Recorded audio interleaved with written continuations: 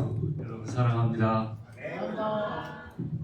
우리 찬양팀 보고 제가 깜짝 놀랐네요. 예. 참 우리 일산교회도 찬양 되게 잘하거든요. 네, 역시 새로남입니다. 네, 새로남입니다. 인사하고 싶은 것들이 너무너무 많은데 찬양팀의 환대도 고맙고 저는 이사야 미가가 이렇게 생겼는지 몰랐어요. 정여빈 목사님께서 아마 신경을 많이 쓰신 것 같은데 저 이렇게까지 말씀에 집중하는 걸 본 적이 없는데 참 고맙습니다. 왜 우리 청년 상부가 부흥하는지 알겠네요. 저는 부족하지만 또 하나님께서 말씀으로 은혜를 허락해 주시기를 간절히 바랍니다. 네.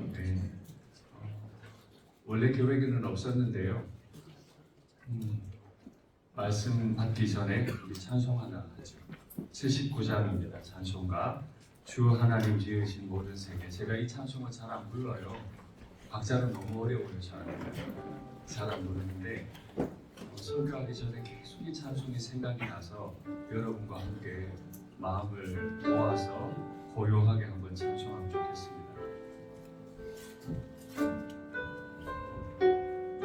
주 하나님, 주 하나님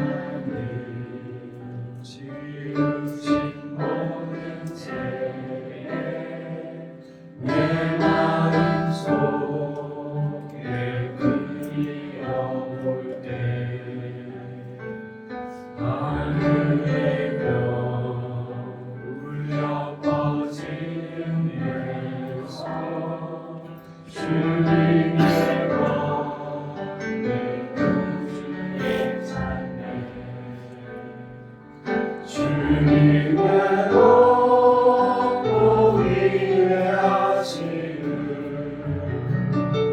내 영혼이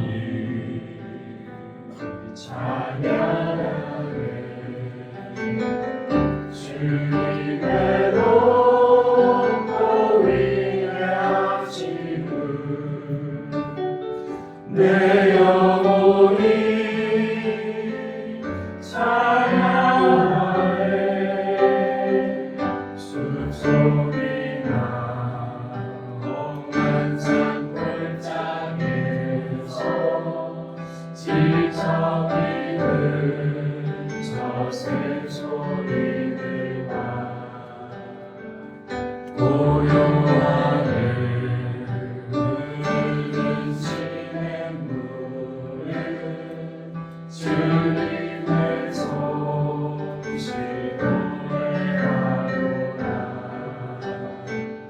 주님의 높고 위대하심을 내 영혼이 찬양하네 주님의 높고 위대하심을 내 영혼이 찬양하네 주와 하나님 독생자 아낌없이 우리를 위해 보내주셨네 십자가에 피 흘려 죽으신 주 내 모든 죄를 대속하셨네 주님의 높고 위대하심을 내 영혼이 찬양하네 주님의 높고 위대하심을 내 영혼이 찬양하네 내 주 예수 세상에 다시 올 때 저 천국으로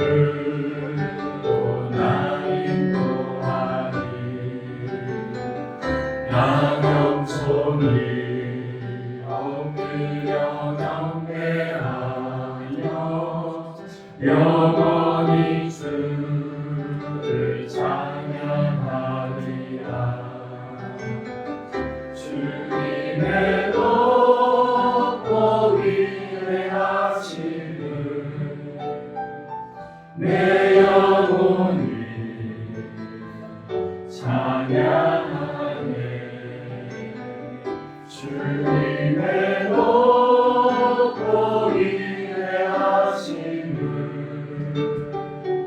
내 영혼이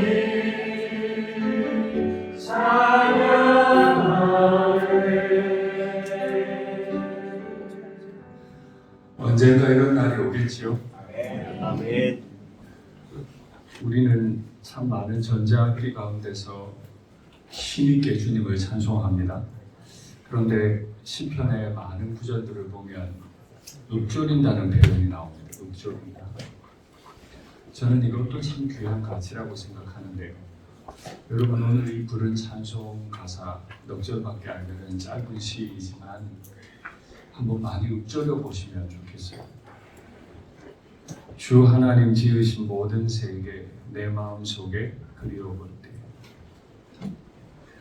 저는 지금 안식년을 보내고 있습니다. 한 달간 휴가를 받았는데요.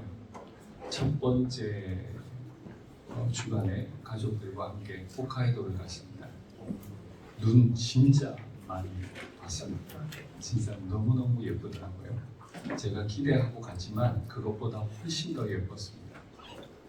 여러분도 다 가보시기를 바랍니다. 그런데 그런 예쁜 세상을 그린다는 뜻이 아니죠. 그러면 전쟁에 있는 참혹한 세상에는 하나님이 없는 건가요? 제가 1년에 한 60가정 정도 장례 예배를 인도하거든요. 사람이 병들고 죽는 건 정말 초라한 일인데 그곳엔 하나님이 안 계신가요? 그렇지는 않습니다. 하나님은 모든 것을 지으신 분이신 줄 믿습니다. 이 못난 저도 지으셨고 여러분도 지으셨죠. 하나님이 지으신 모든 세계, 내 눈에 좋아 보이든 좋아 보이지 않든 그 세계를 제 마음에 그려봅니다. 모든 세계에는 하나님의 권능으로 가득 차 있죠. 우리는 그걸 인정하고 싶어 하지 않아요. 내 뜻대로 안 되면, 내가 기도한 대로 안 되면 하나님이 실패한 것 같아요. 그런데 우리는 이렇게 고백했어요. 우주 어느 공간에 흘러가는 이 모든 시간 중에 어느 한 부분 가운데 하나님의 권능이 없는 건 없습니다. 하나님이 권능으로 저와 여러분을 여기까지 인도하신 것을 믿습니다. 아멘. 그 권능의 하나님이 아낌없이 독생자를 우리를 위해 보내셨다. 하나님의 아들이 사람이 되어 십자가에서 피 흘려 죽으심으로 내 모든 죄를 대속하셨다. 대신 죽어주셨다. 참 할 말이 많은 주제다, 그죠? 그 권능과 사랑 가지고 살다가 내 주 예수 세상에 다시 올 때 저 천국으로 날 인도하리라. 권능 많으신 분 앞에서 내가 뭐하며 살다가 주님 앞에 가면 좋을까요? 뭘 하면 하나님께 영광이 될까요? 그 천국에 가보면 알아요. 가서 우리가 할 일은 겸손히 엎드려 경배하며 뭔가 되게 열심히 하다 온 것 같은데 아브라함도 겸손하게 엎드리고 있고 야곱도 겸손하게 엎드리고 있고 우리가 이번 수련회 때 중점적으로 살필 네 분의 선지자들도 엎드려 있고 바울도 엎드려 있고 나도 엎드립니다. 주님의 높고 위대하심을 영어로 보면 then, 바로 그때 내가 하나님 아버지 앞에 탁 서는 그때 내가 안 아팠던 건 아닌데 내가 속상한 일이 없었던 건 아닌데 내가 안 고달팠던 건 아닌데 인생이 내 모든 뜻대로 된 건 아닌데 나를 천국으로 데리고 가신 바로 그때 My soul, 내 영혼이 주님을 찬송하네. 한 가지 저는 여기 오기 전에 하나님 앞에 기도했어요. 하나님, 이 찬송이 천국 가서만 아니고 오늘 이 밤에도 예수님을 만나고 예수님을 그분 앞에 선 것처럼 좀 찬송할 수 있으면 좋겠습니다 라고 기도하고 왔는데, 오늘 이 밤에 하나님 우리를 불쌍히 여겨주시기를, 또 환영해 주시기를 바랍니다.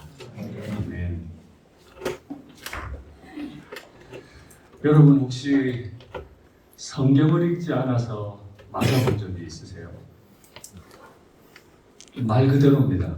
뭐 다른 해석 필요 없습니다. 성경을 안 읽었다고 매를 맞아본 적이 있으세요? 제가 안식년 중이라고 말씀을 드렸잖아요. 20년 만에 신학교 들어가고 지금 제가 22년이 됐는데 22년 만에 저희 부모님 옆에서 처음으로 주일 낮 예배를 드렸어요. 얼마나 좋든지요. 내 아버지, 내 어머니 사이에 제가 앉고 저희 가족들은 뒷줄에 앉고 같이 예배를 드리는 게 얼마나 좋든지요. 예배를 마치고 나오는데 한 장로님이 저를 따라 나오셨고 제 아이들이 있었어요.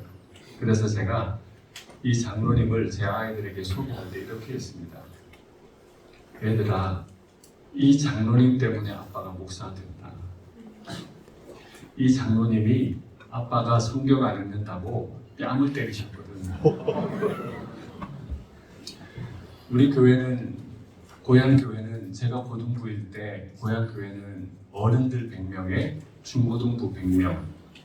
대단하죠?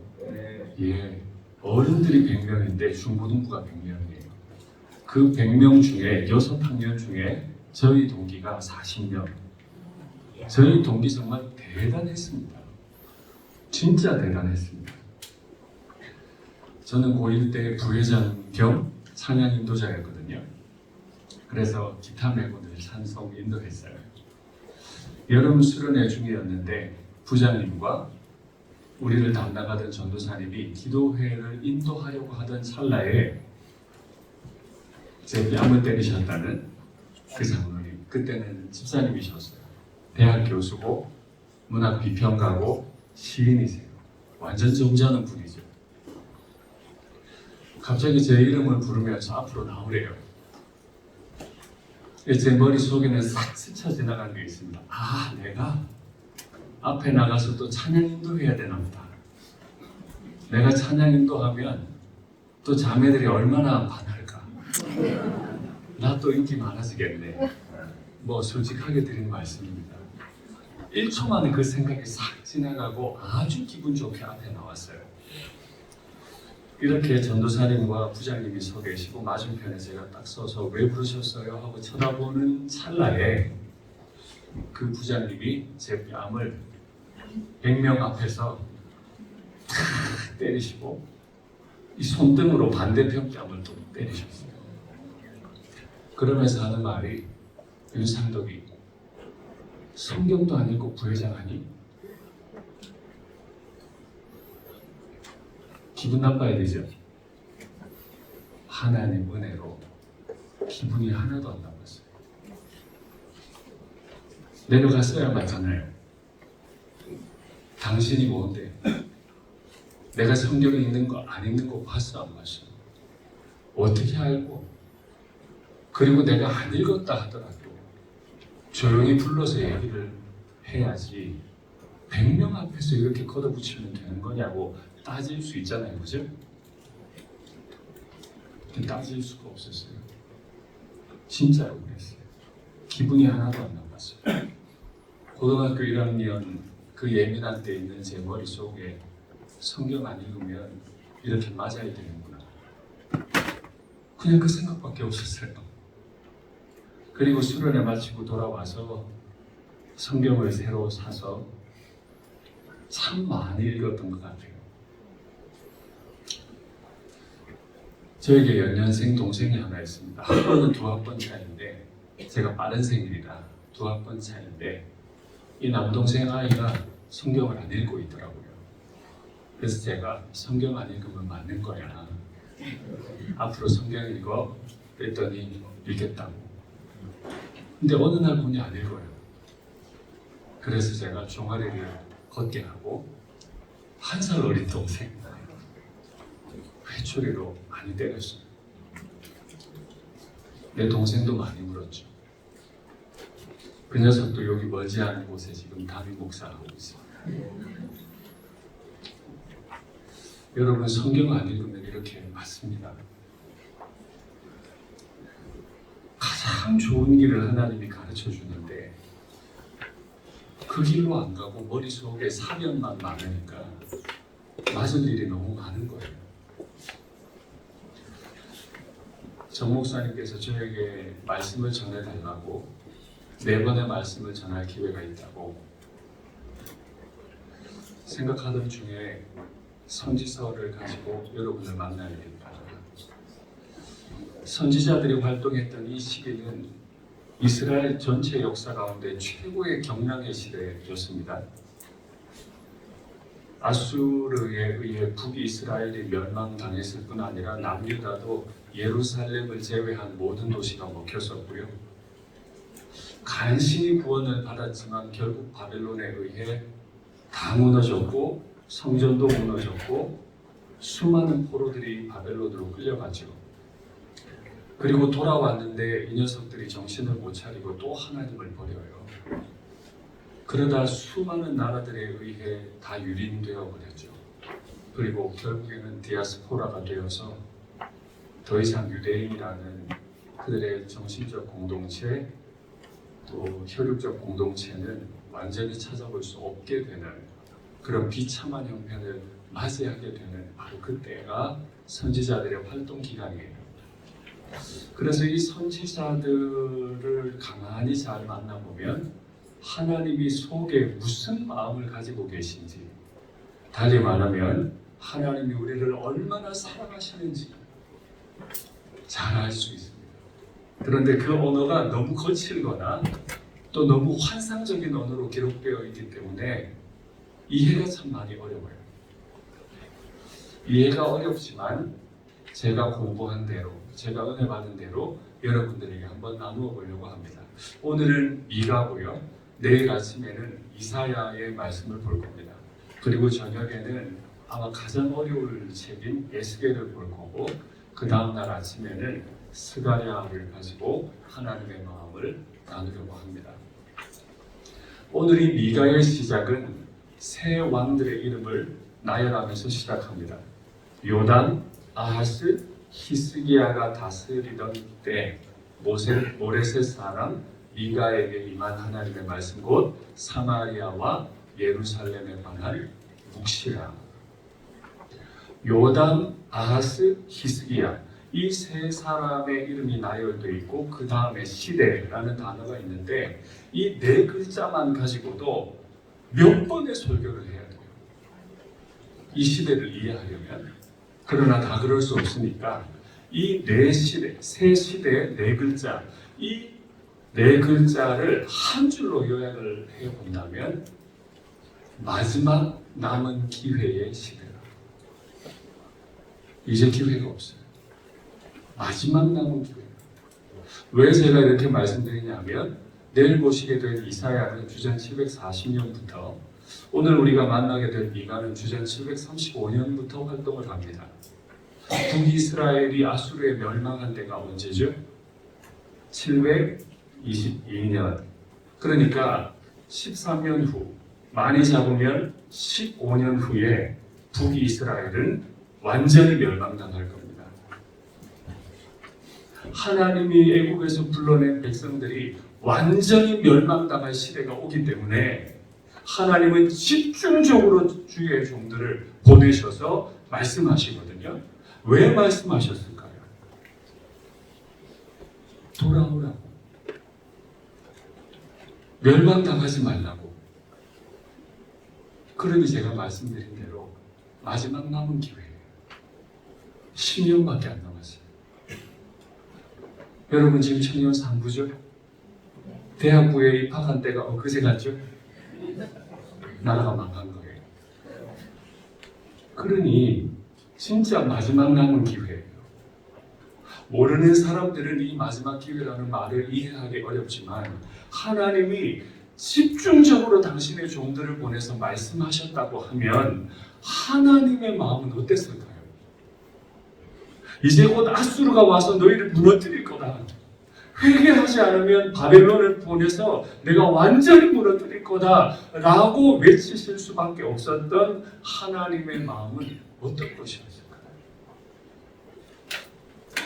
이 하나님의 마음을 좀 알면 좋겠는데 말씀 볼까요? 예, 한번 같이 읽겠습니다. 시작. 이러므로 내가 애통하며 애곡하고 벌거벗은 몸으로 행하며 들깨같이 애곡하고 타조같이 애통하리니 이는 그 상처는 고칠 수 없고 그것이 유다까지도 이르고 내 백성의 성문 곧 예루살렘에도 미쳤습니다.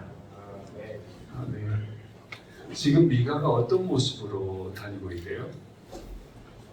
들깨같이 타조같이 벌거벗은 몸으로 돌아다닙니다. 여러분, 이건 과장의 언어가 아니고 사실입니다. 이사야서를 보면, 이사야 20장에 보면 이사야가 무려 3년 동안 애굽과 구스라고 하는 땅에 대해 예언하기 위해서 옷을 벗고 돌아다닙니다. 진짜로 옷 벗고 돌아다니는 거예요. 제가 여기 섰는데 양복을 지금 안 입고 속옷마저 다 벗고 돌아다니면서 설교하고 있는 형국인 거예요. 왜 하나님의 종이 이렇게 완전히 벌거벗은 몸으로 들깨처럼 타조처럼 울부짖으며 돌아다니고 있을까요? 옷 예쁘게 말쑥하게 차려입고는 있는데 너희가 하나님 보시기에 벌거벗은 자 같다는 거예요. 그러면 우리가 하나님의 말씀을 대하려고 할 때 하나님, 저는 벌거벗은 자가 아닙니다 라고 말해서는 안 돼요. 하나님 말씀 앞에 서 보니까 저나 여러분 모두가 벌거벗은 자 같은 거예요. 그래서 하나님이 선지자를 벌거벗겨 놓고 수치스럽게 만들어 놓고 수치 가운데서 우리 가운데 말씀하기 원하시는 거죠. 이 백성들의 죄는 크게 두 가지로 나눠볼 수 있는데, 첫 번째 죄는 정치 지도자들의 죄고 두 번째 죄는 종교 지도자들의 죄였어요. 첫 번째, 정치 지도자들의 죄가 무엇이었는지 말씀으로 한번 확인할까요? 같이 읽겠습니다. 시작. 내가 또 이르노니 야곱의 우두머리들과 이스라엘 족속의 통치자들아 들으라. 정의를 아는 것이 너희의 본분이 아니냐. 너희가 선을 미워하고 악을 기뻐하여 내 백성의 가죽을 벗기고 내 뼈에서 살을 뜯어 그들의 살을 먹으며 그 가죽을 벗기며 그 뼈를 꺾어 다지기를 냄비와 솥감 가운데 담을 고기처럼 하는도다. 하나님이 지금 이 정도로 표현했으면 성경 읽기가 어려운 지경이죠. 정치 지도자들을 세워놨더니 이 정치 지도자들이 힘센 나라 애국과 아수르에 아부하느라고 백성들을 돌보질 않아요. 뿐만 아니라 아부하다가 그 나라의 음란한 문화들을 하나님의 땅으로 다 가지고 들어오는 거예요. 그래서 하나님의 사람들이 하나님의 거룩하신 하나님의 영광을 경험하지 못하고 우상의 문화들 가운데 다 죽어가기 시작하는 거예요. 우리가 우상의 문화를 따른다는 건 굉장히 쾌락적이고 또 때로 즐겁습니다. 시간도 굉장히 빨리 갑니다. 재밌어 보입니다. 그러나 남는 건 없습니다. 후에 보시겠지만 잔인한 결과를 맞이하게 됩니다. 이것에 대한 표현을 살을 뜯어먹는다고 표현한 거예요. 살을 뜯어먹는 백성. 그런데 이 살을 뜯어먹는 백성이라고 할 때 그 백성 앞에 무슨 단어가 붙었냐면 내 백성이에요. 지금 정치 지도자들은 누구의 살을 뜯어먹고 있다고요? 내 백성. 여기 나는 누구죠? 하나님의 백성. 하나님이 정치 지도자를 세웠더니 이 지도자들이 하나님의 백성들을 고기처럼 다 뜯어먹고 냄비 안에 넣어서 푹 삶아버리더라. 그래서 하나님이 진짜 화가 난 거예요. 저도 딸 셋을 키우거든요. 22살, 20살, 15살. 남들이 보기에 대단할 거 하나도 없는 딸들이지만 제가 볼 때는 너무너무 귀한 딸이어서 이 녀석들이 뭐라고 한마디만 해도 저는 꼼짝없이 그걸 다 들어야 돼요. 아빠 올리브영 세일하는 중이야. 이러면 영감 없이 따라가야 돼요. 왜요? 내 새끼인데. 그거 잘해주라고 정치 지도자들로 세웠더니 이 정치 지도자들이 하는 게 내 딸들의 살을 다 뜯어먹고 있는 거예요. 그럼 난 어떻게 해야 되죠? 가만둘 수 없잖아요. 지금 하나님이 화가 많이 났어요. 그런데 이 정치 지도자들이 이 못나게 행동한 데는 신학적 근거가 있었어요. 그건 바로 타락한 종교 지도자들이 만들어준 근거였어요. 미가는 이것도 고발하는데 한번 말씀 확인할까요? 읽겠습니다. 시작. 내 백성을 유혹하는 선지자들은 이에 볼 것이 있으면 당당하겠으나 그 입에 무엇을 세워주지 않느냐는 자에게는 전쟁을 준비하는도다. 선지자인데 분명히 이름이 선지자인데 선지자라고 하는 사람의 입에 무언가를 넣어주면 평강이라고 외치고 무언가 좋은 걸 주지 않으면 저주를 선언하고 그래서 결국에 돈 많은 자들의 하나님 백성들이 하나님을 멀리하도록 만들어버려요. 선지자들이 이래도 되나요? 안 된다고 말할 겁니다. 이런 사람이 선지자 맞나요? 아니라고 말할 겁니다. 그러나 현실 가운데는 이런 선지자들이 너무 많았던 거죠. 여러분들은 그리스도인이 맞으세요? 대답을 하세요. 맞으세요? 이번 주일 담임 목사님 설교가 뭐였죠? 주일 성수는 하고 다니냐? 목사님께서 무슨 생각이신지 하고 다니냐? 이걸로 계속 설교를 많이 하시더라고요. 주일 성수는 의무입니까? 특권입니까? 내가 내 애인을 만나는 건 의무입니까? 특권입니까? 연애를 안 하고 있군요.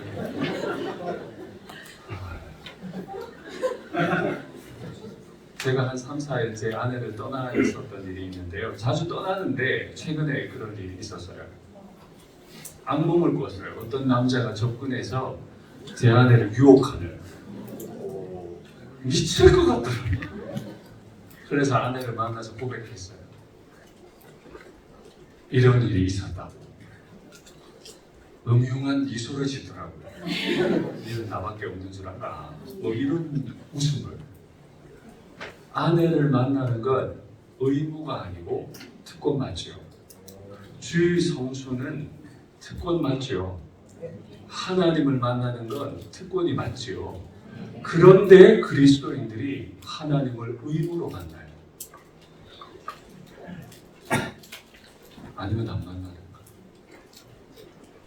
여러분 주일 저녁 예배 드리세요. 할렐루야. 우리 현재 낯이 익네요. 예. 저녁 예배는 의무가 아니고 특권. 저녁 예배는 시간 남고 저녁까지 사 먹을 수 있는 사람들이 드리는 예배가 아니고 상번제, 해 뜰 때 드리던 번제, 해 질 때 드리던 번제를 따라 아침과 저녁에 하나님을 계속 만나는 그리스도인들의 특권이죠. 이 수련회는 체면치레 하러 오는 게 아니고 집중하고 마음을 다해서 무려 1시간 반 설교를 3번, 1시간 설교를 한 번. 저 주일 낮 예배 설교 25분 하는데요.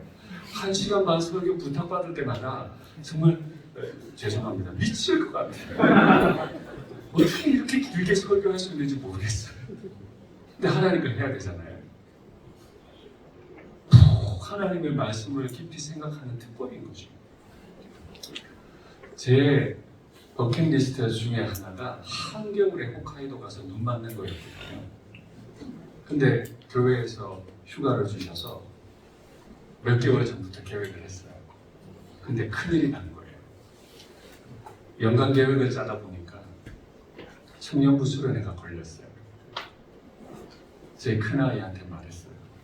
야, 우리가 월요일 날 떠나야 되는데 청년부 수련회가 하루 전날 주일부터 주일, 월, 화 2박 3일이다. 미안하다. 이번에 수련회 빠지고 가자. 난리가 난 거예요. 아빠가 어떻게 그렇게 말할 수 있냐. 교인들한테는 청년부 수련회 그렇게 강조하면서 이게 아빠 휴가지 내 휴가냐고. 나는 안 간다고. 비행기 취소하래. 그래도 아빠는 너랑 같이 가고 싶다고. 그랬더니 안 된다는 거예요. 그러면 화요일 날 수련회 마치고 수요일 날 혼자 비행기 타고 홋카이도 들어오겠다는 거예요. 제가 좋았을까요? 미웠을까요? 비행기 취소하면 또 위약금도 있고 또 갑자기 비행기 값 많이 오르고 일정이 다 망가져서 그놈 데리러 공항까지 또 가야 하고 그런데 참 부끄럽지만 너무 좋더라고요. 이놈이 잘못 자라진 않았구나. 표현은 좀 거칠었지만 그래도 수련회를 사모하는구나. 수요일날 아침에 홋카이도 공항에 갔습니다. 아이를 만났어요. 역시 수련회 다녀온 모습처럼 지쳐있더군요. 밤새고 놀았겠죠. 완전 파김치가 돼서 털썩 주저앉더라고요. 운전을 시작하는데 저한테 말했어요. 아빠, 수련회 안 궁금해요? 궁금한데 아빠 설교 들으면서 한 번도 운 적이 없는데 설교 들으면서 아빠 저 엄청 울었어요. 기도하면서는 울어봤는데 설교 들으면서 운 건 처음이에요. 늘어놓기 시작하는데요. 너무너무 좋더라고요. 운전하는 시간 동안 참 많이 울었던 것 같아요. 그래, 하나님이 이 아이에게 이런 방식으로 또 은혜를 주셨구나. 그 다음은 이제 또 중고등부 수련회 우리 세 딸들이 다 갔습니다. 막내가 중등부였고 첫 번째와 두 번째는 교사로 따라갔어요. 거기서 또 말씀의 은혜를 많이 받고 와서 많이 저에게 나누어 주더라고요. 여러분 기억하십시오. 때가 되어서 하나님이 말씀 주실 때 말씀 받지 않으면 선지자 같지 않은 선지자로 제사장 같지 않은 제사장으로 그리스도인 같지 않은 그리스도인으로 살아갈 수밖에 없게 됩니다. 더 글로리라고 하는 드라마 보셨나요? 재미있게 봤다고 하기에는 너무 자극적이고 마음이 아픈데 많은 화두를 던진 드라마잖아요. 근데 목사로서 한 가지 마음 아팠던 게 이름이 이사라인데 보신 분 계시죠? 네. 그 이사라의 아빠의 직업은 뭐죠? 뭐 잘하시네요. 딸이 마약 중독자가 돼도 멈출 수 없는 참 무능한 목사라 그죠? 근데 진짜 살아계시고 전능하시고 사람의 생명을 주관하는 신도 있었죠. 무당이 굿하다가 갑자기 그 무당에게 벌을 내리는 벌전 때문에 무당이 굿하다 죽어버리잖아요. 그건 정말 살아계신 전능한 신인 거죠. 제가 그걸 보다가 여호와는 자기 백성이 마약 중독자가 돼도 막지 못하는 무능한 신이 되어버렸고 우리가 거짓이라고 말하는 무당이 섬기는 귀신들은 거짓 예배자를 죽여버리는 거죠. 그래서 이 드라마는 반기독교적이라고 욕할 수 있지만 욕하기 이전에 우리가 한 가지 고민해 봐야 할 건 그 무능했던 목사 말입니다. 큰 교회는 만들어서 자기 딸의 마약을 감추어 줄 만한 엄청난 달러를 모을 수 있는 목사가 됐는지는 몰라도 자기 사랑하는 딸의 마지막 그 파국을 막을 수 없었던 무능한 목사 말입니다. 그러나 우리는 믿고 있잖아요. 하나님은 권능이 가득한 분이고 온 우주를 통치하시는 분이신데 왜 드라마 속에서 우리가 만나는 하나님은 이렇게 무능하시고 살아계시지 않는 죽은 하나님인 거죠? 자기 백성이 하나님을 만나지 못해요. 누군가가 하나님을 만나서 하나님에 대해 전해줘야 되는데 하나님의 백성들이 하나님을 만나지를 못해서 하나님을 전해주는 사람이 없는 거예요. 저는요, 여러분이 계신 그 자리에서 하나님을 좀 잘 전하는 분들이 되면 좋겠어요.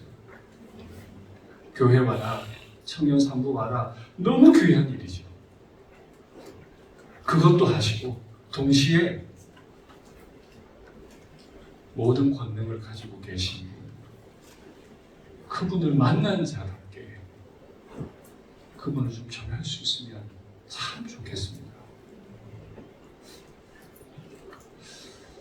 이렇게 종교 지도자도 망가지고 정치 지도자들도 다 망가져버리고 하나님의 말씀이 온데간데 없는 것 같은 바로 그때 오늘 우리가 읽은 본문 미가서 6장에서 하나님은 특별한 드라마 하나를 만드세요. 법정 드라마예요. 법정 드라마. 원고는 하나님, 피고는 이스라엘. 증인도 있어요. 산이고 땅들이에요. 그러면 법정 드라마니까 원고 측 대리인도 있겠죠? 그 원고 측 대리인 중에 한 사람이 오늘 선지자 미가인 거예요. 6장 1절과 2절에 보면 변론하다 하는 말이 4번 나와요. 2절밖에 안 되는데 4번이 나와요. 증언한다 하는 말이 한 번 나와요. 말씀을 한번 볼까요? 시작. 무슨 일로 너를 괴롭게 하였느냐? 너는 내게 증언하라. 내가 너를 애굽 땅에서 인도해내어 종로를 타는 집에서 속량하였고 모세와 아론과 미리암을 내 앞에 보냈느니라. 내 백성아, 너는 모압 왕 발락이 꾀한 것과 부올의 아들 발람이 그에게 대답한 것을 기억하며 시딤에서부터 길갈까지의 일을 기억하라. 그래야면 나 여호와가 공의롭게 행한 일을 알리라 하실 것입니다.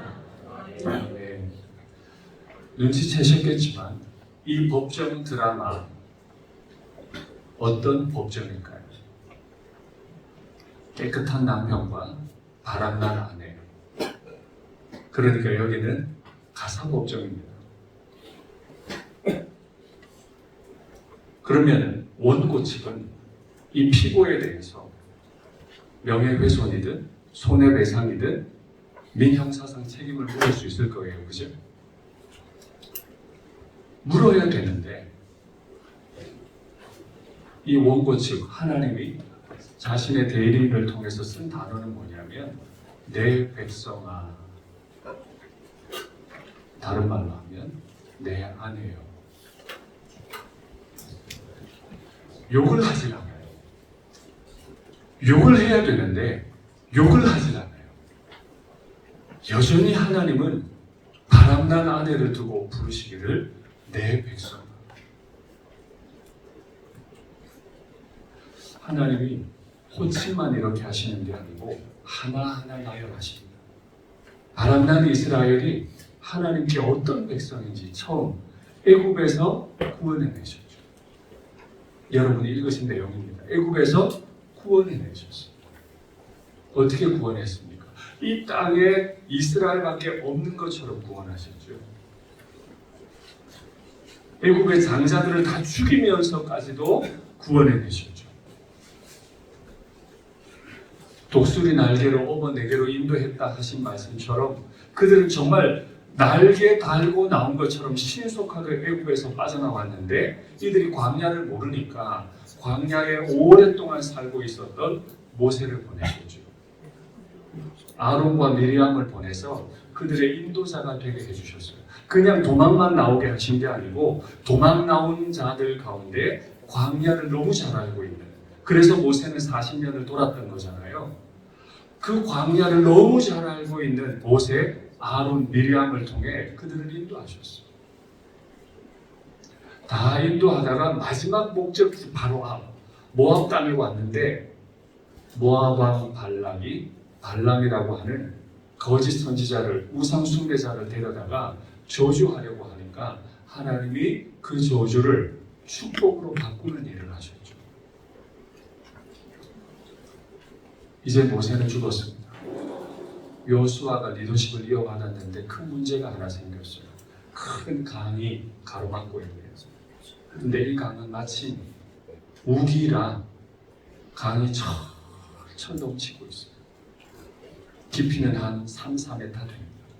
3-4m 못 들어갑니다. 강이 막 흘러내리면 3-4m에 들어가면 이렇게 흘려 내려갈 겁니다.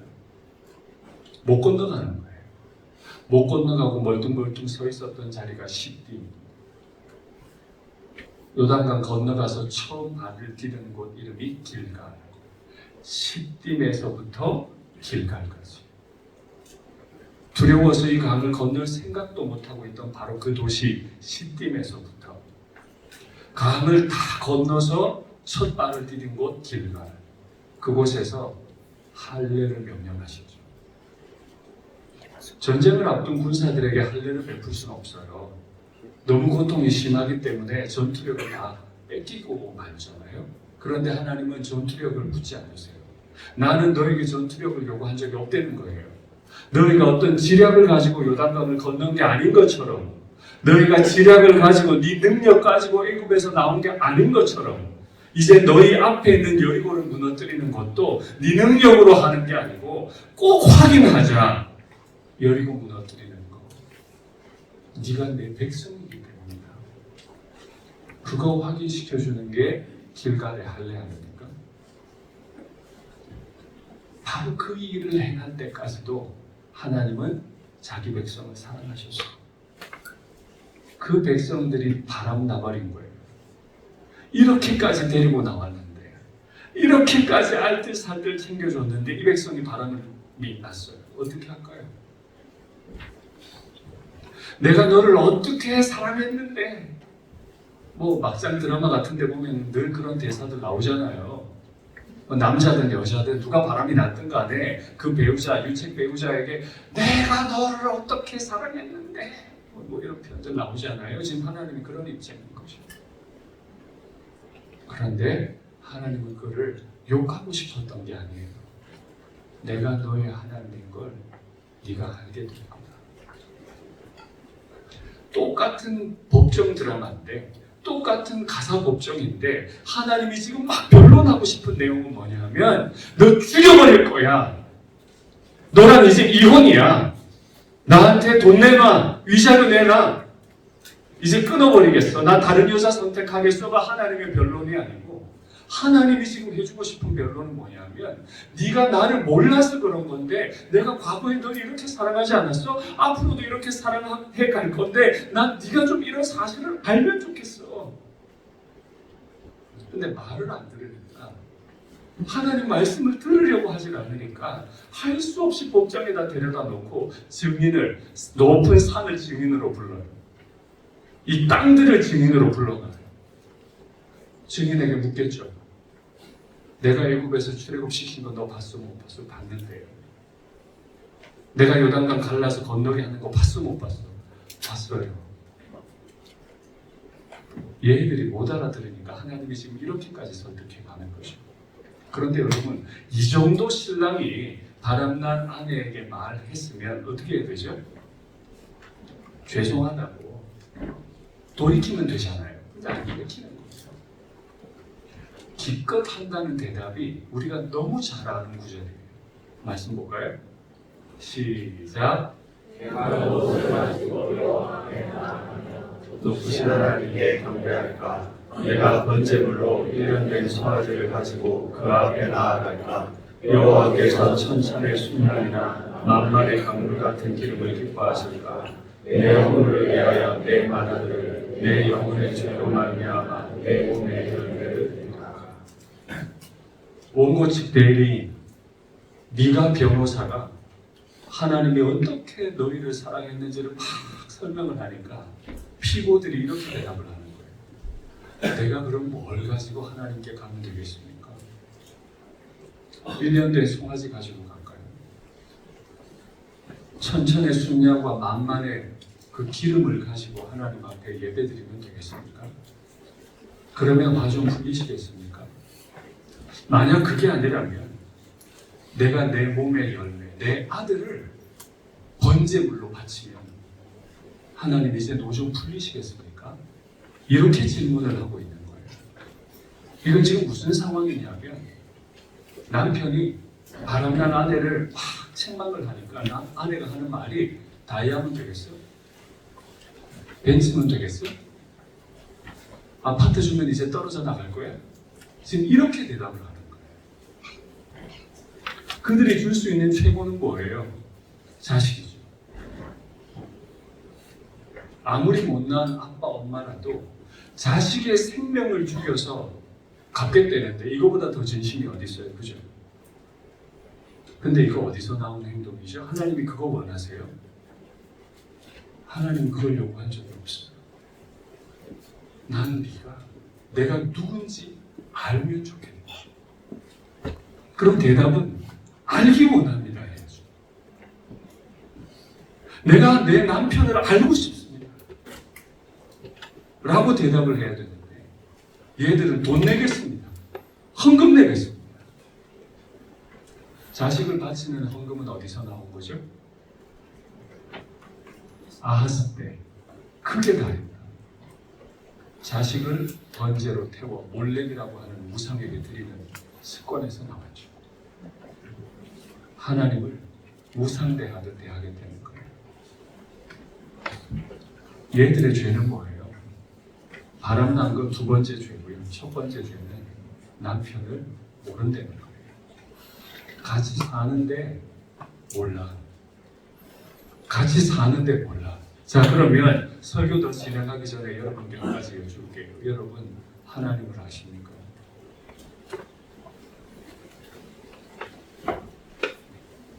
여러분 하나님을 아십니까? 저는 잘 나가던 학원 강사였어요. 제가 국어 전공했거든요. 대성학원에서 국어 선생이었고 과외를 가면 정말 돈 많이 벌어서 근데 하나님의 부르심을 받고 신학을 했습니다. 그러면 제 나름 뭔가 포기했겠죠. 왜요? 하나님 말씀이 있는 게 좋아서 하나님을 사랑했기 때문에 제가 자신 있게 말할 수 있는 한 가지 그때보다 지금 하나님 더 사랑합니다.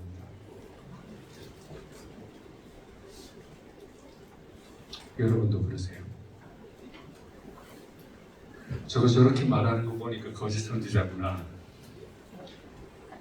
겸손하지 않은 것 같아. 아니요, 사랑하는 건 사랑하는 거예요. 왜 그렇죠? 23년 전에 22년 전에 신학교에 들어갈 때 하나님을 사랑했던 게 분명한데 22년 동안 제가 하나님 만난 시간이 있잖아요. 그렇잖아요. 하나님과 제가 보낸 시간이 있잖아요. 그 시간은 부인할 수 없잖아요. 그 시간만큼 저는 하나님 더 사랑합니다. 근데 문제는 간혹 제가 이 사랑을 잊고 어긋난 길로 자꾸 가는 거예요. 그럴 때 하나님이 저를 혹독하게 때리시면 또 돌아와요. 심장이 막 벌렁벌렁거려요. 너무 마음이 두려워요. 그래서 하나님 말씀을 읽다가 많이 울고 또 힘을 내고 22년을 그렇게 하나님을 사랑하다 보니까 그때보다 지금 하나님을 더 사랑합니다. 근데 이 감수성을 잃어버린 사람이 사실은 250년 전에도 있었어요. 바로 사울이었죠. 사실인지 거짓인지 모르지만 하나님께 예배드린다고 최고 좋은 소를 징별하지 않고 살려두었습니다 라고 대답했을 때 주의 종 사무엘이 이렇게 대답합니다. 시작. 사무엘이 이르되 여호와께서 번제와 다른 제사를 그의 목소리를 청종하는 것을 좋아하신같이 좋아하시겠나이까. 순종이 제사보다 낫고 듣는 것이 순양의 기름보다 나은. 여러분 이 구절을 꼭 새기셔야 돼요. 하나님은 어떤 제사 때는 부자는 어떤 걸 가져오고 가난한 자는 어떤 걸 가져와라 할 만큼 재물에 관심이 많으세요. 재물 없이 내게 나아오지 말라고도 하셨어요. 재물을 드리지 말라는 말이 아니고 재물은 드리는데 마음을 안 드리는 거예요.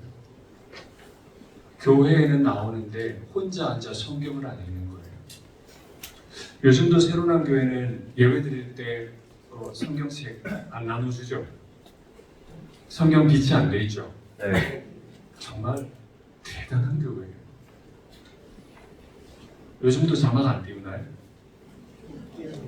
요즘 띄우나요? 목사님 성경 안 들고 다닌다고 자막 안 띄우려고 하셨어요.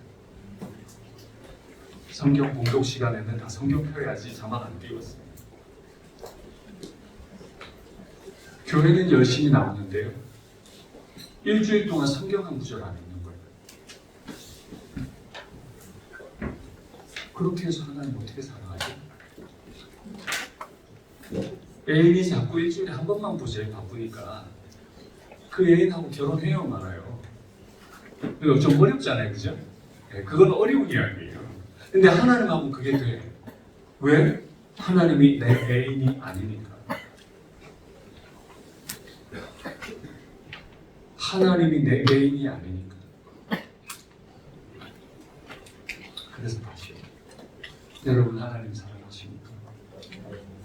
얼마나 사랑하십니까?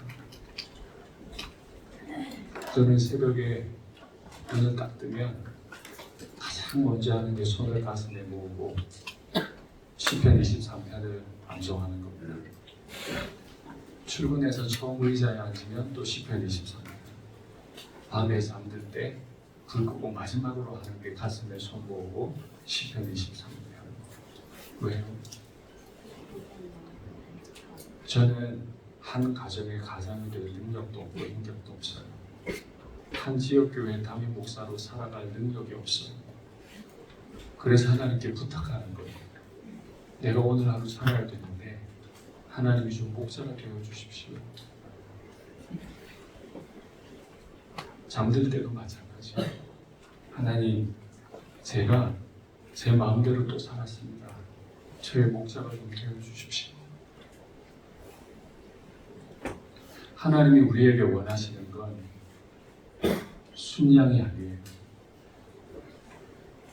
순양을 드리러 오는 하나님의 백성들의 마음인 거예요. 하나님을 너무 보고 싶어하는 마음, 들어야만 하겠다는 마음. 저는 여러분들께서 못난 설교라도, 제 설교가 못난 설교라도 이번 4번의 설교에 집중해서 하나님이 어떤 분인지 알게 해달라고 기도하며 말씀을 좀 나누시면 좋겠어요.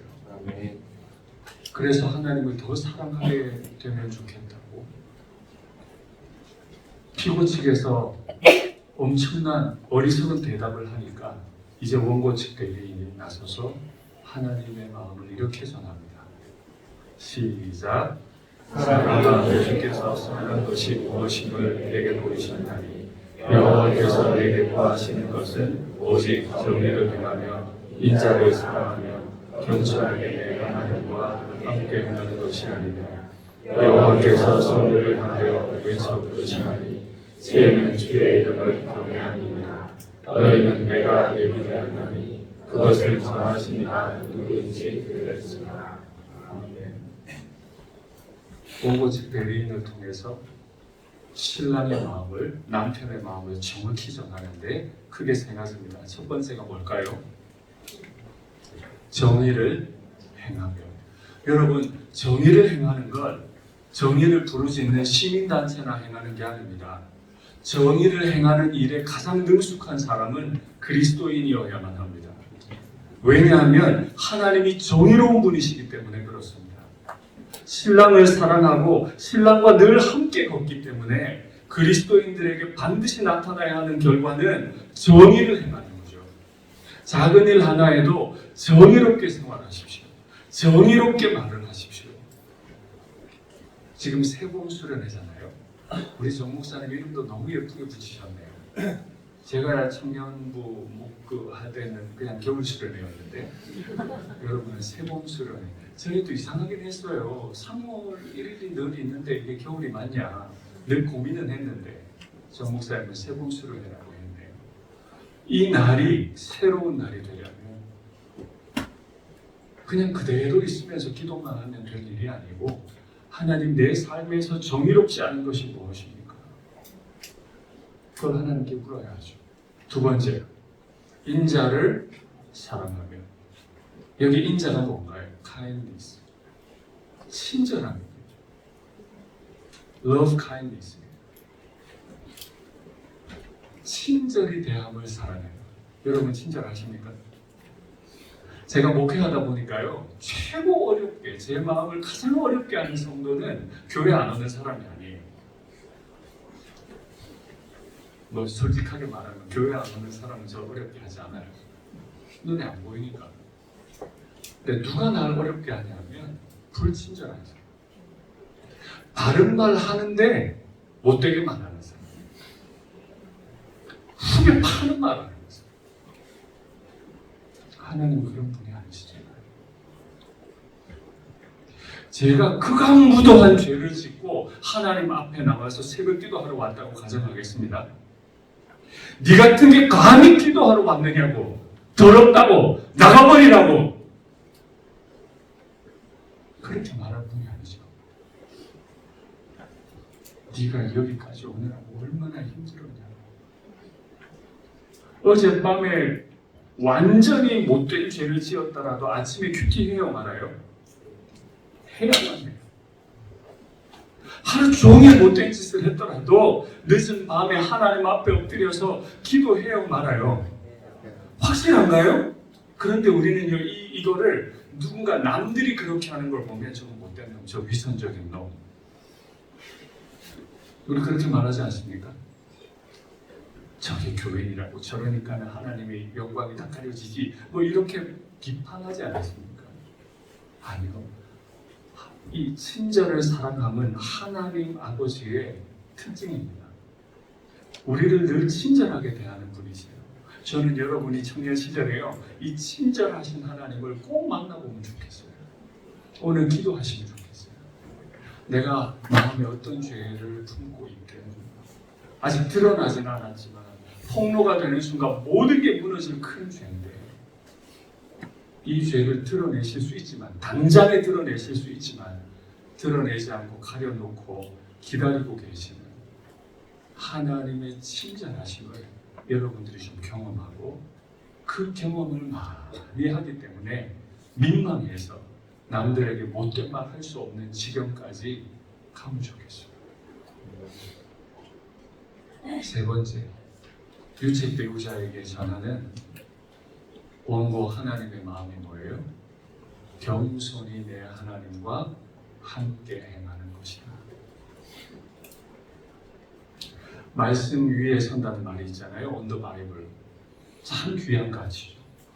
말씀 없이 살지 않아요. 그러나 저는 조금 더 강조하고 싶습니다. Under the Bible. 말씀 아래로 내려가십시오. 여러분 청년회 때 그거 연습하셔야 됩니다. 그냥 말씀에 적힌 대로 하는 연습을 한번 해보세요. 말씀에 적힌 대로 순종하는 연습 해보세요. 이게 이런 뜻일까 저런 뜻일까 하나님의 뜻은 뭘까 이런 거 자꾸 묻지 말고 제 딸아이가 요즘 한참 고민하거든요. 아빠 편입할까요? 뭐 할까요? 다 좋다. 하나님의 뜻이 뭘까요 아빠? 뭐 막 물어요. 꽤 거룩한 대화 아닙니까? 그리고 그 아이의 특권일 겁니다. 담임 목사를 아빠로 둔 딸이잖아요. 남들은 나 만나서 상담하고 싶어도 시간 약속해야 되는데 얘는 시간 약속 안 하고도 질문할 수 있잖아요. 늘 저와 대화를 해요. 하나님의 뜻이 뭘까요? 그때마다 저의 대답은 나는 모르겠다. 네 하고 싶은 대로 해라. 편입을 하든 말든 그것과 하나님은 아무 관계가 없다. 다만 하나님이 뭐라고 하시든 순종한 마음만 있어요. 하나님은 편입이 아닌데 이 아이가 모르고 편입을 선택했다고 해서 이 아이가 망가질까요? 아닙니다. 제가 큐티 강의하면서 자주 드리는 말씀인데요. 와, 너무 놀랍게 대학 졸업하면서 원서 쓰는데 다 붙은 거예요. 삼성에 갈까요? 현대에 갈까요? 어느 게 하나님의 뜻일까요? 이런 거를 물으면 답이 없습니다. 꿈에 갑자기 삼성이 나오면 삼성 갈까요? TV를 틀었더니 현대자동차가 자꾸 나와요. 그럼 현대 가나요? 뭘 기준으로 삼성과 현대를 선택할 건데요? 그때 제 대답은 월급 많이 주면 돼요. 너무 좀 세속적으로 보인다면 네가 일하고 싶은 자리를 줄 수 있는 회사로 가라. 또 말할 수 있다면 교회 가까운 데로 가라. 제가 큐티 가르치면서 우리 교인들께 이렇게 질문했더니 아무도 대답 못하더라고요. 너무 당연한 질문이니까. 서울대학에도 붙었고 충남대학에도 붙었어요. 어느 학교 갈까요? 대답을 하세요. 어느 학교 갈까요? 뭐 충남대 의대 아닙니까? 의대 아니고 똑같은 국문과라고 하죠. 서울대 국문과 충남대 국문과 붙었어요. 어디 갈까요? 네, 서울대 가죠. 물어보나요 하나님께? 주의 뜻이 무엇이요? 그러면 신앙생활 잘할 수 있는 교회는 어디다? 새로운 교회잖아. 왜 신앙생활 잘할 수 있는 새로운 교회 두고 서울로 가는 건데 왜? 충남대 선택해야지. 근데 난 그렇게 선택하는 사람을 본 일이 없어요. 묻지도 않아요. 왜 물을까요? 그러면 그리스도인들이 왜 물을까요? 하나님께 망가질까 봐. 무당대학 동으로 갈까요? 서로 갈까요? 올해 너에게는 삼재가 꼈다. 뭐 이런 소리 들을까 봐. 하나님은 자꾸 자기 안전빵으로 대하는 거예요. 말씀 아래로 안 내려가고 말씀 위에서 말씀을 흔들려고 하는 거예요. 내가 원하는 답 내놓으라는 거예요. 왜요? 하나님의 뜻이 궁금한 게 아니고 내가 망가지지 않을까 싶어서. 아니요. 하나님을 몰라서 하는 말이에요. 제 딸아이가 예수를 하든 삼수를 하든 편입을 하든 그 모든 걸 안 하든 하나님이 이 아이를 데리고 가시는 일에 방해가 되겠습니까? 애굽에서 구원해내신 분인데 넘쳐 흐르는 요단강을 끊어서라도 자기 백성을 여리고로 데리고 들어가시는 분이신데 내 아이가 어느 대학, 어느 회사에 취업하는지에 관심이 있으실까요? 거기서 어떻게 나와 동행할 건지에 관심이 있지. 다시 한번 정리해 볼까요? 이 새 봄에 여러분이 결단하셔야 될 세 가지. 하나님이 자기를 변론하시면서 자기 백성에게 요청하시는 세 가지가 있는데 첫 번째가 뭐라고요? 정의를 행함. 두 번째요. 친절을 사랑함. 친절하게 행동함. 세 번째요. 겸손히 하나님과 동행함. 이 일이 어떤 방식으로 드러나야 할지 여러분 GBS 시간에 좀 많이 나누시고 결단하시고 서로를 막 격려하실 수 있으면 참 좋겠습니다. 우리 교회 청년부가 80명 정도 되다가 지금 한 150명으로 늘었거든요. 근데 원큐라는 모임이 있어요. 일주일에 2번 모이는 큐티 나눔 자발적인 모임인데 여기 30명이 모여요. 상당하죠? 예, 놀라지 않네요. 상당한 겁니다. 누가 시킨 게 아닌데 저한테 큐티를 배우고 자기들끼리 막 모여가지고 큐티 나누던 모임이 점점 막 커지는 거예요. 서로를 막 격려하는 거죠. 어제 그저께죠. 그저께도 저희 집에 거룩한 청년 몇 명이 와서 제 딸아이와 실컷 놀았거든요. 뭐하고 놀았을까요? 하나님 말씀 나누면서. 충분합니다. 그런 죄이죠. 근데 이렇게 못했을 때, 이렇게 안 됐을 때 엄청난 일이 벌어지는데 그게 무엇인지 말씀 볼까요? 시작. 내 죄로 말미암아 너를 황폐하게 하였으니 내가 먹어도 배부르지 못하고 항상 숨이 될 것이며 내가 감추어도 보존되지 못하겠고 보존된 것은 내가 칼에 붙일 것이며 내가 씨를 뿌려도 추수하지 못할 것이며 감람 열매를 밟아도 기름을 내 몸에 바르지 못할 것이며 포도를 밟아도 술을 마시지 못하리라. 이 말씀 지금 여러분 다 이해가 되신 거 맞나요? 농사를 짓고 모든 일을 다 했는데 결과가 하나도 없을 거라는 거예요.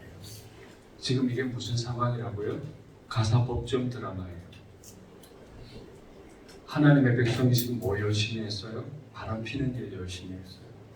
바람 피는 목적은 뭐죠? 즐거우려고, 기쁘려고.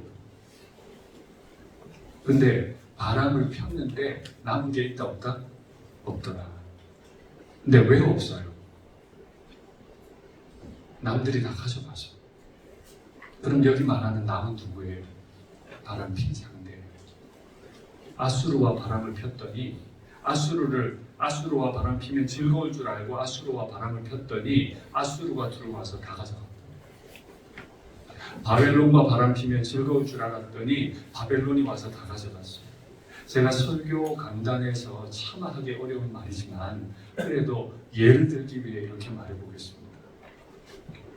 정말 품이 있고 나를 너무너무 아껴주는 남편을 두고 나쁜 남자와 바람이 났는데 그러면 나는 꽤 시원하고 즐거울 줄 알았는데 이 나쁜 남자가 저를 성적으로 위력을 행사한 거예요. 나에게 혼외자를 임신시켜버린 거예요. 그리고 날 버렸어요. 더 심하게는 나를 데리고 가서 끌고 간 거예요.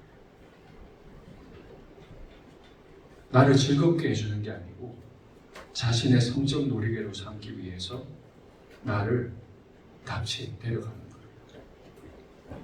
이게 아수르의 공격이고 그래서 혼혈이 되어버렸고 바벨론이 들어와서 예루살렘을 초토화시키고 그 백성들을 다 끌고 간 사건이죠.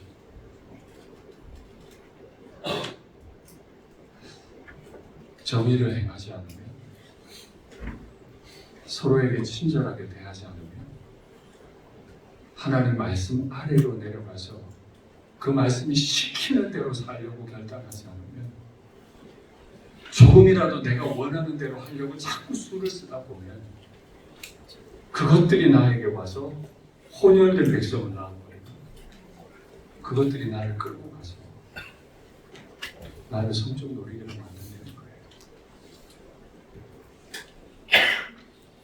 거예요. 원고 측 대리인 쪽에서 너희 그렇게 하면 안 돼. 지금 포기했으면 이 말 안 할 거예요. 그죠? 법정 드라마 중이지만 하나님은 아직 버리지 않았어요. 너희 이렇게 될 거야. 근데 왜 이 말을 하는 거죠? 돌아오라고. 그래서 하나님의 법정 대리인 두 번째 변호사. 첫 번째는 미가였는데 내일 또다시 만나시겠지만 두 번째 대리인 이사야가 이렇게 말하기 시작합니다. 한번 말씀 볼까요? 시작.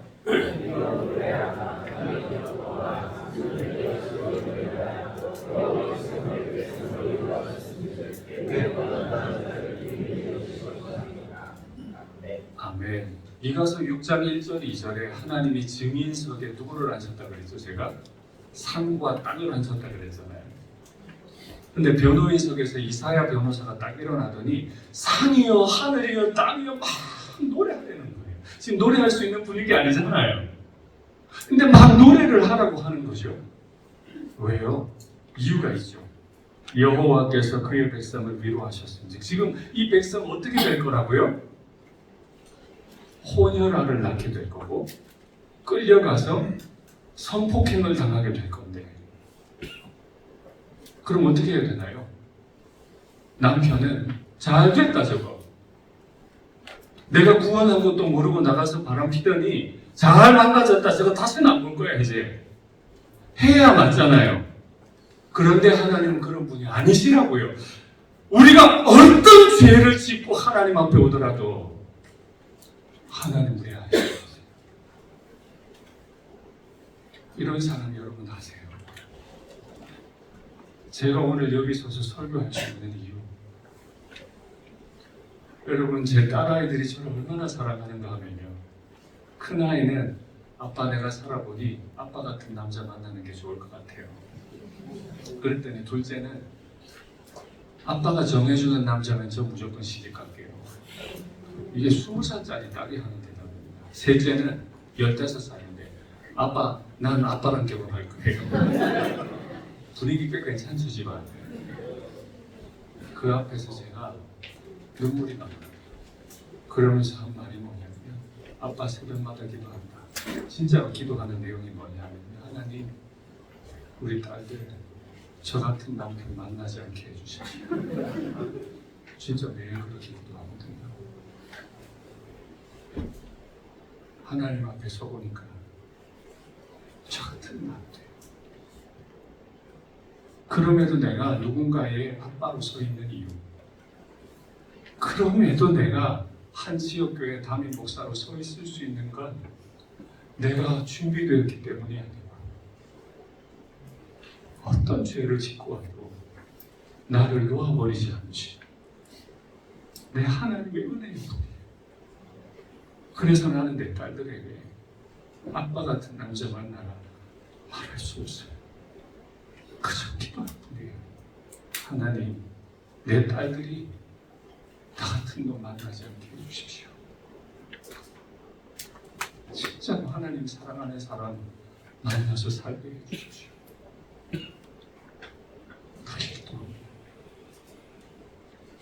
그런데 이 변호인이 더 깊은 얘기를 바람난 아내 백성에게 전합니다. 말씀 볼까요? 자, 시작. 어떤 사람은 먼 곳에서, 어떤 사람은 북쪽과 서쪽에서, 어떤 사람은 시립 땅에서 오리라. 이 말이 번역이 참 어려운데요. 지금 바람난 아내가 끌려가는 거예요. 바벨론의 포로로 끌려갔어요 이미. 아직 그 사건은 일어나지 않았는데 예언하시는 중이잖아요. 이미 다 끌려갔어요. 근데 어떻게 하래요? 혼혈을 알을 낳아버렸고 외간 남자의 아들을 낳아버렸고 이미 저 가두어져가지고 성폭행 당하고 있는 아내인데 그 아내가 빨리 올 수 있도록 골짜기를 막 높여서 길을 만들고 산을 깎고 해서 대로를 만들어서 바람났던 내 아내가 빨리 나에게 돌아오게 만들겠다. 여러분 이게 사실이라면요, 이거 말고 더 필요한 게 있습니까? 이 정도의 사람 말고 더 필요한 게 있습니까? 이게 사실이라면요, 하나님 이런 사람을 좀 알게 해주십시오. 내 딸들이 이런 사람을 좀 알게 해주십시오. 우리 일상교회 청년들이 이걸 알게 해주십시오. 그래서 제가 청년들 따라다 저희 집에 새벽 2시, 3시까지 놀다가요. 말씀 나누고 가르치고 상담해주고 담임인데도 아직도 그래요. 그럴 수밖에요. 이 녀석들이 예수님 만나야 됩니다. 세 번째 변론입니다. 말씀 볼까요? 시작. 오직 시온이 이르되 여호와께서 나를 버리시며 주께서 나를 잊으셨다 하였거니와 여인이 어찌 그 정없는 자식을 믿겠으며 자기 태어서 난 아들을 둥글이 여기지 않겠느냐. 그들은 혹시 잊을지라도 나는 너를 잊지 않을 것이다. 내가 너를 내 손바닥에 세우고 너의 성벽이 항상 내 앞에 있느니라. 지금 뭐라고 표현하시는 거죠?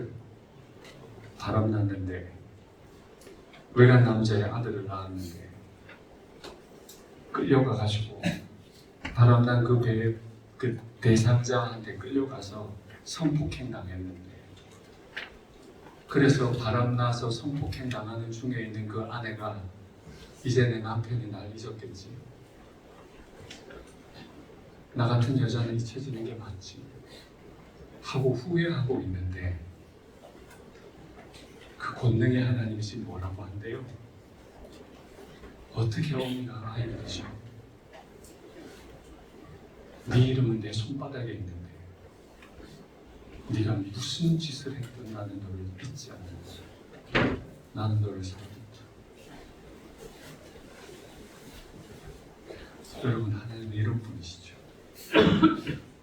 하나님 이런 분이시죠.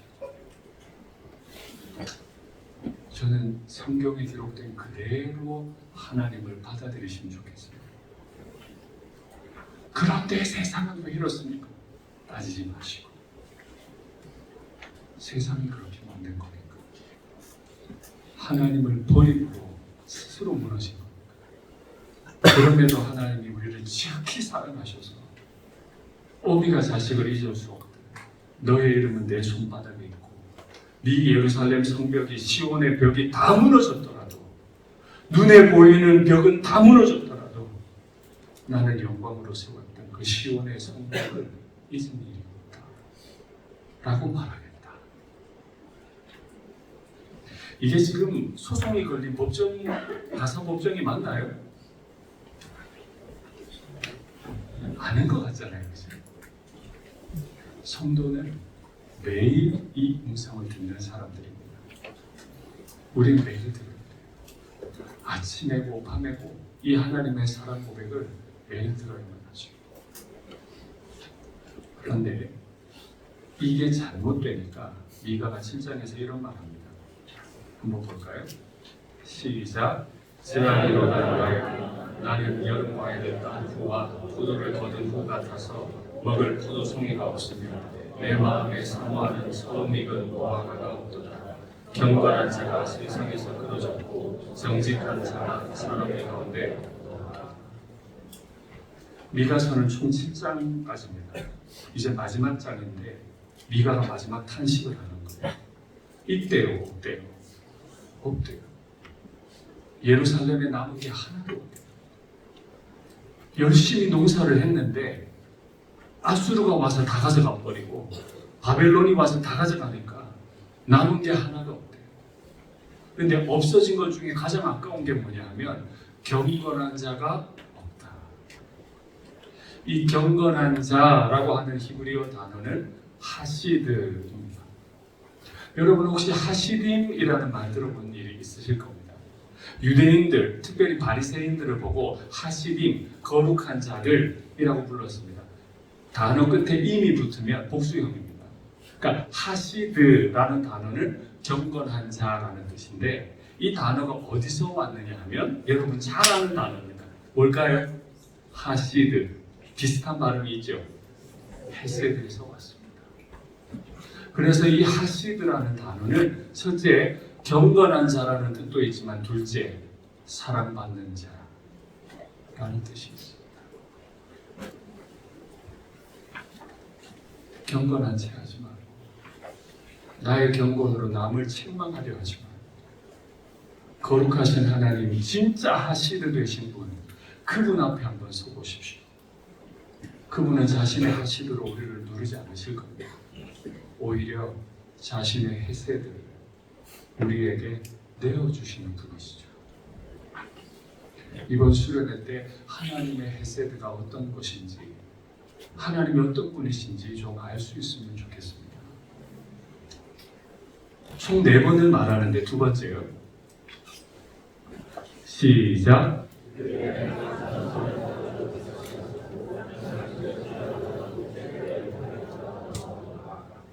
경건한 자가 사라지니까 나타나는 특징을 스스로 선한 자라고 표현하고 다니는데, 가장 선한 자라도 무엇 같다고요? 가시 같고, 가장 정직한 자라도 찔레 울타리 같다. 열심을 낼수록 아파요. 내가 열심을 내는데 남이 아파요. 왜요? 내가 가시거든. 내가 청년 산부 사랑한다고 막 열심을 낼수록 너무 아픈 거야. 내가 가시야. 내가 울타리가 돼줄게, 내가 봉사할게, 내가 헌신할게 막 말을 하는데 너무너무 청년 산부가 아파. 왜요? 내가 찔레 울타리야. 은혜 받지 못한 사람들의 특징, 열심을 낼수록 남들을 아프게 합니다. 제가 예전에 청년일부 담당이었는데 지금 여러분이 예전에 청년일부 멤버들인 거잖아요. 그 부서가. 제가 처음 교구에 3년 사역하고 가서 처음 1년을 너무너무 행복하게 지냈어요. 근데 그때 저는 잘 도와준 국팀, 국장이 있었어요. 행정국장.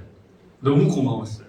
그래서 제가 너무 고마우니까 이 좋은 자리 1년 더 해주면 좋겠어요. 상임 마지막으로 1년 더 해주면.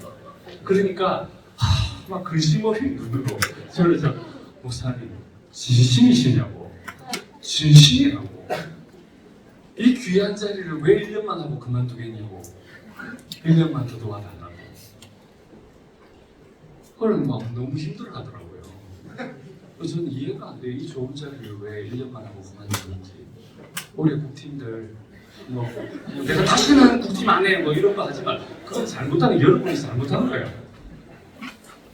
제발 1년만 더 할 수 있으면, 이런 사모함이 있어야지. 내가 다시는 안 한다고. 그럴 거 왜 했습니까?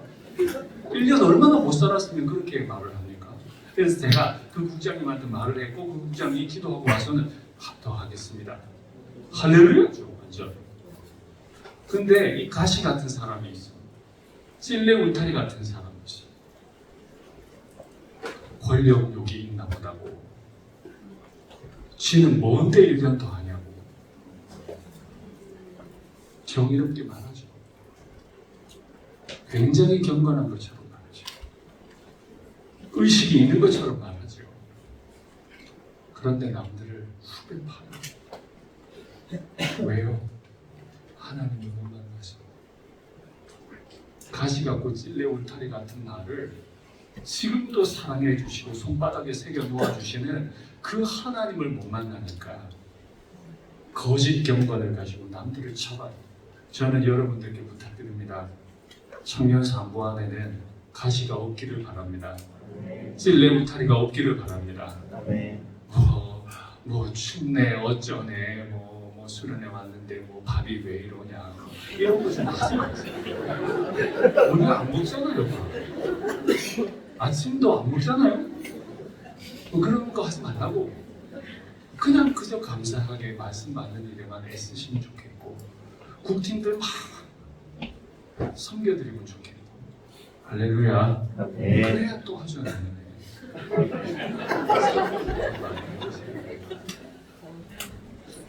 네가가 이렇게 표현할 뿐 아니라 더해요. 도전. 자, 시작.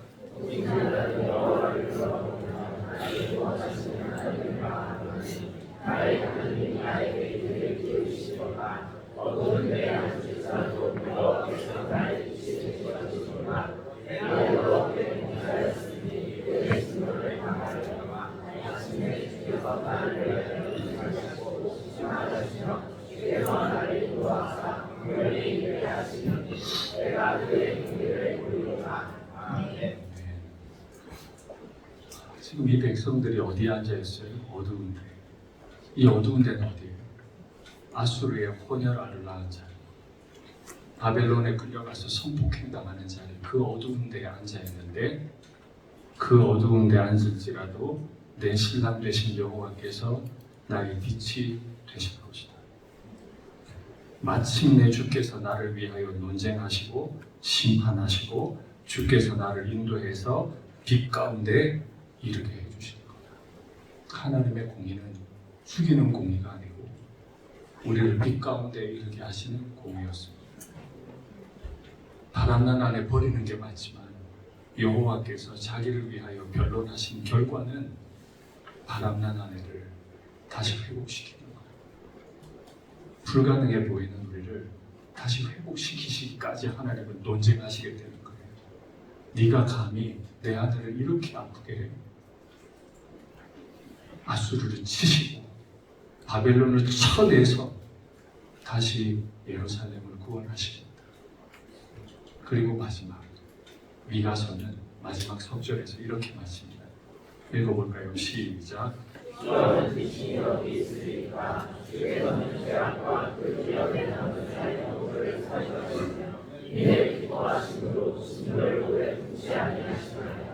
아직 우리를 불쌍히 여기셔서 우리의 죄악을 발로해 주시고 우리의 모든 죄를 기쁜 바다에 던지시니까 주께서 옛적에 우리 조상들에게 인사하신 대로 야곱에게 성실을 주시며 아브라함에게 인내를 더하시니라. 아멘. 주와 같은 신이 어디 있으리까? 라고 미가가 마지막 결론 최후진술을 하는 겁니다.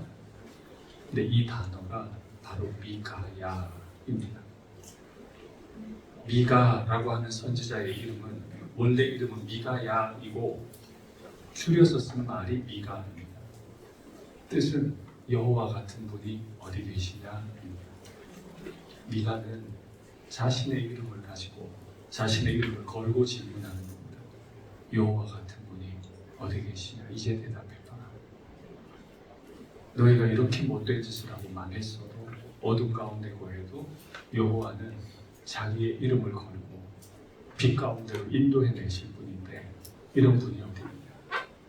그러니까 신부가 대답하는 거죠. 그런 신랑에게 돌아가기에 난 너무 더럽혀졌습니다. 그랬더니 신랑의 대답은 너의 큰 죄를 내가 알고 있는데 그 죄는 깊은 바다에 이미 던져버린다. 저는 이 표현이 너무너무 좋아요. 만일 하나님이 저의 죄를 드러내시면 저는 여기서 설교 못합니다. 진짜로 못합니다. 제가 오늘 하루 여기 설 수 있는 거예요. 저의 깊은 죄를 주님이 더 깊은 바다에 던져버리셔서 그 죄와 제가 상관없는 자로 살게 하시기 때문이에요. 저는 여러분이 새벽과 밤에 이 하나님을 꼭 만나면 좋겠어요. 하나님은 하시드 하나님이신데 왜냐하면 하나님은 헤세드를 가지셨기 때문이죠. 헤세드, 하나님의 헤세드는 어떤 방식으로 나타났는지 이미 창세기에 예고되어 있습니다. 말씀 볼까요? 시작.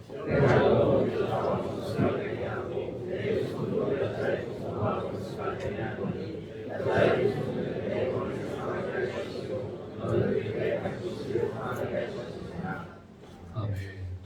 이 이야기가 무슨 이야기인지 아실 겁니다. 바람난 아내, 다 망가져버린 아내, 남의 남자의 아기를 낳아버린 아내, 그 아내를 데려오는데 어떻게 그냥 데려가요? 이미 남의 거 됐는데 그냥 데려올 수 없잖아요. 남의 창고에 가두어져서 놀이개가 되어 있는데 달라면 줍니까? 내 건데 내 돈을 내고 가져가야 돼요.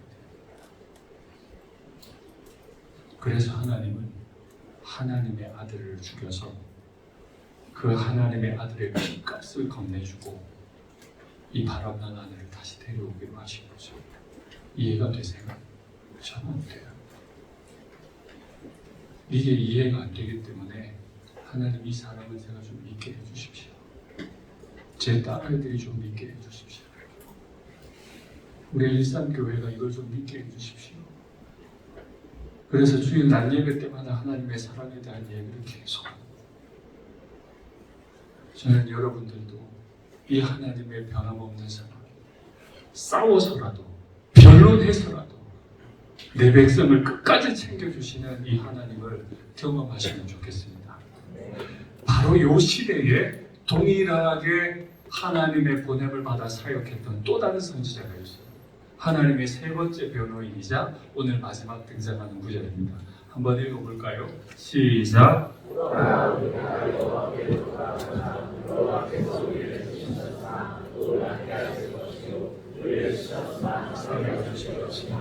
여호와께서 그의 우리를 살리시며 셋째 날에 우리를 일으키시니 우리가 그의 앞에 섰으리라. 너도 우리가 여호와를 있어 여호와를 알자. 내 하나님은 새롭게 같이 여기만이 이와 같이 나의 것을 들으려 같이 우리에게 하시자 합니다. 아멘. 우리가 과거에 바람이 났더라도, 그래서 형편없는 결과가 찾아왔더라도 우리에게는 살 길이 있는 줄 믿습니다. 어떻게 하면 살아요? 여호와께로 돌아가면 됩니다. 돌아오라고 지금도 복장에 서서 끊임없이 외치시고 변론하시는 그 하나님께로 돌아가시면 됩니다. 그리고 한 가지 더, 내가 이해할 수 없는 이 남편 되시는 하시드 하나님, 참으로 경건하시고 참으로 헬세를 하신 그 하나님의 사랑을 알게 해주십시오. 기도하시고 여러분이 이 일에 애쓰시면 좋겠습니다. 말씀을 맺겠습니다. 정치 지도자들은 늑대같이 달려들어서 다 뜯어먹습니다. 종교 지도자들도 그들이 그렇게 할 수 있도록 전혀 하나님을 모르는 사람처럼 행동해야 됩니다. 그런 그들 때문에 아수르의 바벨론으로 백성들이 포로되어 끌려갑니다. 그들을 외칩니다. 여호와가 어디 계시오? 우리를 기억하시는 분이 맞다면 우리가 어떻게 이렇게 혼혈이 될 수 있고, 우리를 기억하시는 게 맞다면 우리가 어떻게 바벨론의 포로로 지금 이렇게 끌려와 있을 수 있느냐? 그때 하나님은 한마디로 대답하세요. 너희가 어떻게 그 자식을 잊으냐? 너의 이름은 내 손바닥에 새겨졌고 예루살렘 성벽을 내가 잊은 적이 없다. 나는 네가 돌아올 길을 다 도두어놓게. 돌아오라. 오늘 우리가 하나님 앞에 화답할 말은, 하나님, 나 이제 돌아가는 나를 받아주십시오. 이 사람을 알게 해주십시오. 라고 기도하면 좋겠습니다. 우리 목사님 나오셔서 기도에 인도할 때까지 우리 한번 이런 말씀을 따라서 한번 기도하겠습니다. 구원하시고 보호하시고 인도하신 하나님을 버리고, 애굽에서 구원해 내시고 광야에서 보호하시고 시딤과 길가를 건너 가나안으로 인도해 드리신 하나님을 버려버린 양심도 상식도 없는 막장 같은 나를 용서해 주시옵소서. 오랫동안 해결하지 못하고 있는 죄, 가족도 목회자도 모르는 죄, 이 고리를 끊어 주시옵소서. 나를 손바닥에 여전히 새기고 계시며 나는 어미가 되어 너를 잊을 수가 없다고, 네가 돌아올 길을 도두어 놓겠다고 말씀하시는 하나님의 구원의 노래를 산을 부르고 땅을 불러서 노래하게 만드시는 이 하나님은, 우리가 처절한 몸뚱아리 가지고 하나님께 돌아올 때 산이, 들이, 땅이 격려하고 노래하면서 잘 돌아온다 잘 돌아온다 축하해주는 이 구원의 노래를 나도 잘 듣고 부르게 해주시옵소서. 주님 간절히 부르고 한번 기도하겠습니다. 주여, 하나님 아버지, 구원하시고 보호하시고 인도하시는 하나님을 내가 오늘 만나기를 원합니다. 하나님, 내 죄가 너무나 크고 연약하고 하나님의 하시는 사랑할 능력이 없습니다. 때로는 내가 하나님을 버립니다. 때로는 바람이 납니다. 때로는 마음이 그녀가서 그만 저버리가 되기도 합니다. 그러나 모든 때에 내가 하나님을 사랑합니다. 나를 구원해 내시고 나를 보호하시고 단 한 번도 나를 포기하지 않으시고 나를 손바닥에 이름을 새기시고 내 성벽을 다 지켜내시는 나의 하나님, 그 하나님을 버린 약속도 없고 성실도 없는 막장 같은 나지만 이런 나를 잊지도 않으시고 살려내시는 나의 하나님을 내가 믿습니다. 하나님, 이 죄인을 버리지 않으시고 이 죄인을 위해 하나님의 아들 핏값을 내어서 살아가신단 말의 이 사실을 내가 믿기를 바랍니다. 이렇게까지 변론하시는, 이렇게까지 나를 설득해 가시는 나의 하나님을 내가 경험하기를 바랍니다. 하나님, 내 안에 하나님과 나 사이를 가로막고 있는 죄들, 의심의 죄들, 분노의 죄들, 탐욕의 죄들 다 끊어버려 주시고, 가족도 모르는 죄, 목회자도 모르는 죄, 이 죄의 뿌리를 다 끊어버리고 진정 하나님의 하신대로 살아갈 수 있도록, 하나님의 헬스를 아는 자로 살아갈 수 있도록 주의 은혜를 베풀어 주시옵소서. 나를 구원하기를 기뻐하시고 여전히 나를 손바닥에 쓰게 되게